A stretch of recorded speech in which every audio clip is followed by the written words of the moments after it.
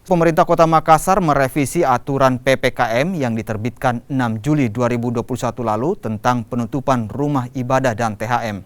Revisi dilakukan setelah aturan penutupan sementara rumah ibadah menuai protes warga.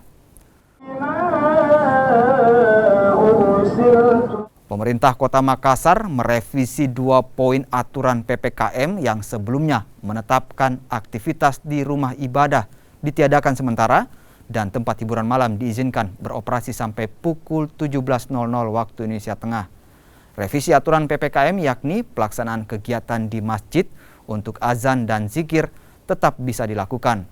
Sementara tempat hiburan malam dilarang beroperasi. Wali Kota Makassar Dani Pomanto mengatakan ini dilakukan untuk mencegah dari awal penyebaran COVID-19.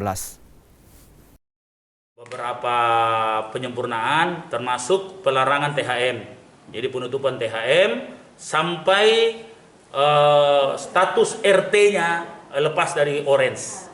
Nah, begitupun dengan masjid. Saya perlu tegaskan itu lebih rinci lagi bahwa pembatasan ini tidak membatasi orang azan, terus kegiatan takmirul masjid sampai penetapan RT-nya keluar dari orange. Nah, insya Allah hari Sabtu detektor kami turun.